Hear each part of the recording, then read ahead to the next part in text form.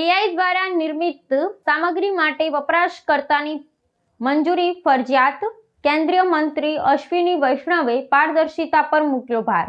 નવી દિલ્હી ખાતે આયોજિત એક ઉચ્ચ સ્તરીય બેઠકમાં સંબોધન કરતા કેન્દ્રીય આઈટી મંત્રી અશ્વિની વૈષ્ણવે જણાવ્યું હતું કે ટેકનોલોજીનો ઉપયોગ પારદર્શક હોવો જોઈએ અને કોઈપણ વ્યક્તિની ઓળખ કે અવાજનો ઉપયોગ કૃત્રિમ રીતે કરતા પૂર્વ તેની લેખિત અથવા સ્પષ્ટ સંમતિ લેવી આવશ્યક છે. તેમણે ડીપ ફેક અને અન્ય કૃત્રિમ માધ્યમો દ્વારા ફેલાવવામાં આવતી ખોટી માહિતીને રોકવા માટે કાયદાકીય માળખું વધુ મજબૂત કરવાની જરૂરિયાત પર ભાર મૂક્યો હતો. મંત્રીએ સ્પષ્ટપણે જણાવ્યું કે ટેકનોલોજી કંપનીઓએ સામગ્રીનો સ્ત્રોત અને તેની પ્રકૃતિ વિશે વપરાશકર્તાઓને માહિતગાર કરવા પડશે, જેથી ડિજિટલ ક્ષેત્રમાં વિશ્વસનીયતા જળવાઈ રહે. આ નિવેદનનું વિશ્લેષણ કરવામાં આવે તો ભારત સરકાર હવે એઆઈ સામગ્રી પર નિયમન લાવી નાગરિકોની ગોપનીયતા અને સુરક્ષાને સુનિશ્ચિત કરવા માંગે છે. વર્તમાન સમયમાં જે રીતે આર્ટિફિશિયલ ઇન્ટેલિજન્સનો દુરુપયોગ કરી ખોટા વિડીયો અને ઓડિયો બનાવવામાં આવી રહ્યા છે તે લોકશાહી અને વ્યક્તિગત પ્રતિષ્ઠા માટે પડકારરૂપ છે.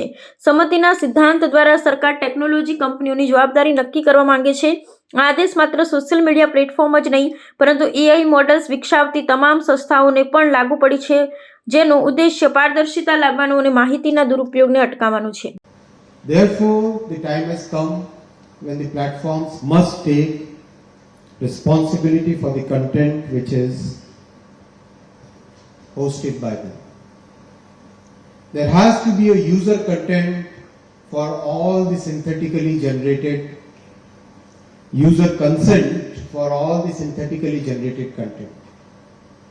How can a video be generated of a